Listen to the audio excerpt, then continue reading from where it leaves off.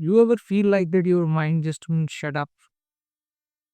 A random passing thought, a random conversation with a stranger, and boom, a full blown poem has formed in your head. Hey, welcome to my life of being a little poet, little artistic, a little creative, and little psychopath. Whether you have got a little poetic brain and you are in the mood, everything seems poetic, even good or bad, or happy or sad.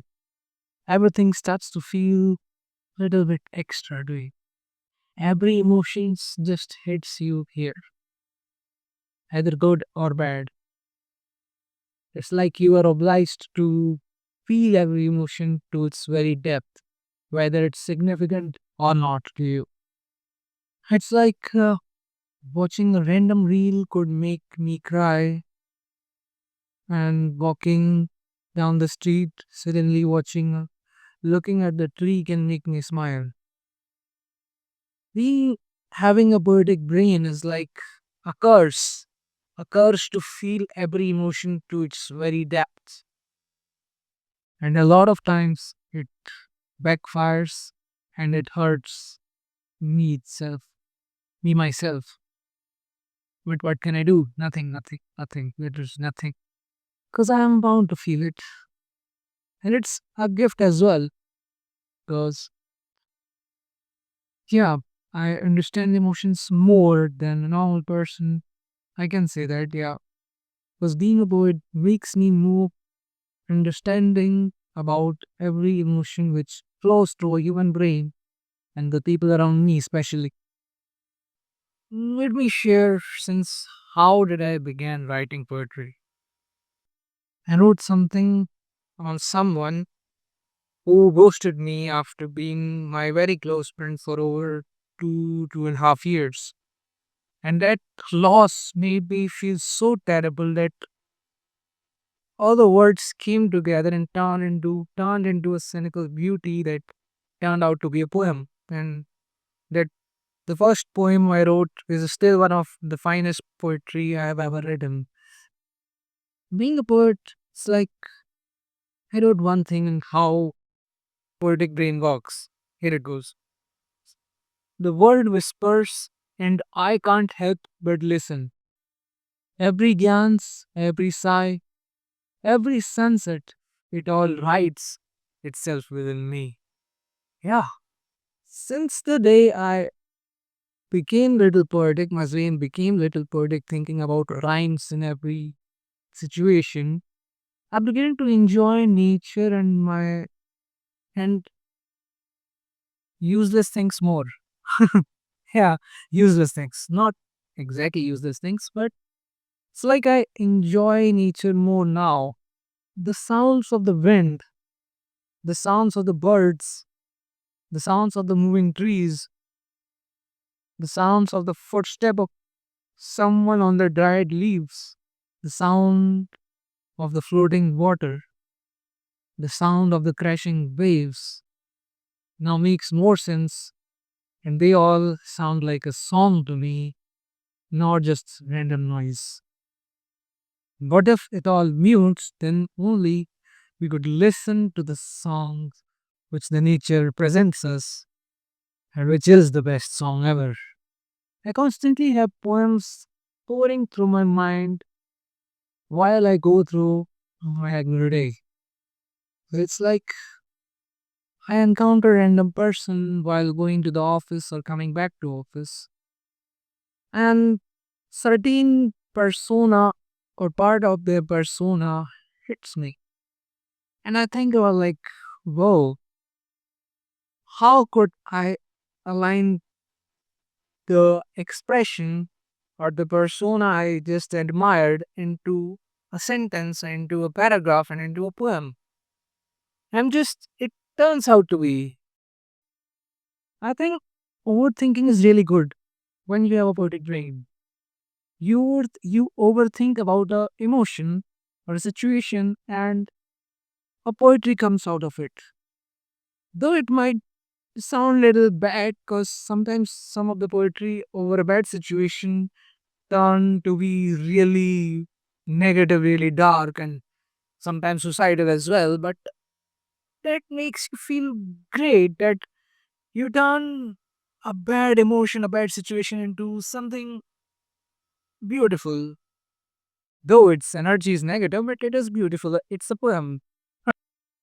Yeah, I've written few around two or three poems which are absolutely suicidal, which reading them might trigger a lot of traumas inside you and you may think the life is waste.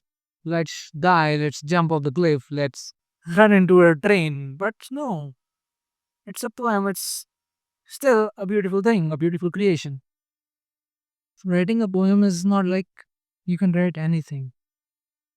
You can write anywhere. Though it might sound ironic that I said a random thing could trigger a poetic rhyme within my head, but when it hits, only then it hits. It's like when I want to write a poem, I can't write.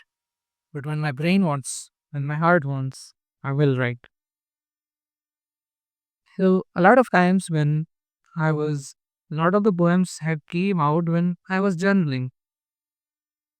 I was journaling about certain thing or a certain person and thinking about that or them made me write a poem. If you are a writer, you might understand, you might relate to these things. Rainer Maria Rilke once said that if your daily life seems poor, don't blame it. Blame yourself that you are not poet enough to call forth its riches. Ah, man, I guess I have taken that personally. Yeah, life is crazy, life is full of bullshit, but when you have an ability to turn anything into poetry, you are blessed. And I am blessed. I'm grateful for being that person. Though I have not been like this since a long time, but it's just been a year since when I actually got into poetry and it came from within. It was not like I decided, no, as I told you earlier. It came from within and now it comes from within every now and then. And it's beautiful. In spite of all the perishing things I handle daily and go through regularly, still feel a lot grateful about life than probably a normal person does. And that's beautiful. I love that. Thank you, God, for gifting me such a thing, such a creative ability when I needed it the most, right after joining the corporate world. Let's talk how deeply feeling an emotion can be a superpower. Like, it's not always that poet is a good no. A lot of people think a lot of things, overthink a lot, and feel those things emotionally very deeply. And that's actually the crisp of this conversation that feeling deeply is the most important thing. If you are able to feel emotions on a deeper level, then you are more emotionally intelligent than the majority of the people. And emotional intelligence is by far a very rare trait which humans possess. And considering the current society, it's a extremely rare trait. People have lost emotional intelligence, and this basically says that humanity is getting deprived of being humans. The constant rise of dark humor content in, in the name of entertainment. What is that? It's just the sign that emotional intelligence quotient of people is deteriorating, and day by day. How can someone make fun of someone's disability and feel good about it? Think about any dark humor joke you laughed on recently to a little deeper level. Is it worth laughing? Seriously, is it worth laughing? No. Ask your 10-year-old self, or 5-year-old self, will you laugh on that? No. he won't or she won't. Because when we were kids, we had a far higher emotional intelligence and we understood how how people feel in certain situations and how emotions get transferred from person to person. But now we are so indulged in societal pressure that we started neglecting emotions, and now firstly we started neglecting emotions of ourselves, and now we decline the accepting the emotions of every other person and making fun of it. Where is it leading us to? It's leading us to being not humans. Yeah, humans, what is the basic quality of human? We feel more than any other living form of living organism. Yeah, there are living organisms which feel much more things, but we had the ability to understand and contemplate and think and act accordingly. And now that's the thing we just don't do. Literally, we just don't do.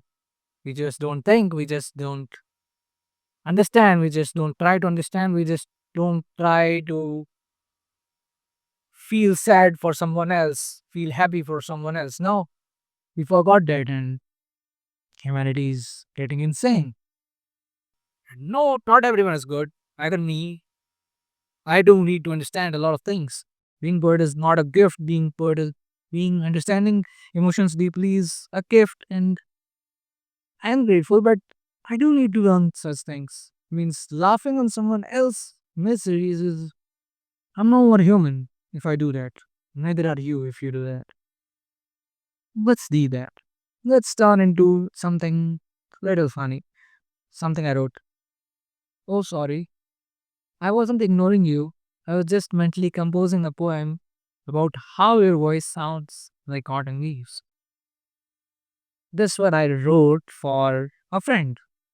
People don't get why poets and creators, writers look at the sky for hours and have no expression on their face.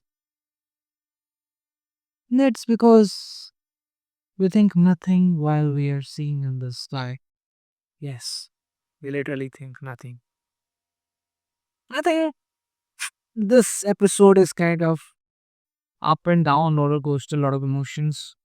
So that's that it ended here with no conclusion, probably. That's fine. Sometimes we don't need a conclusion. We need to derive a conclusion from what we thought. That's it. So yeah, have a great day. See you next time. Till then, stay sane and keep exploring. Bye bye.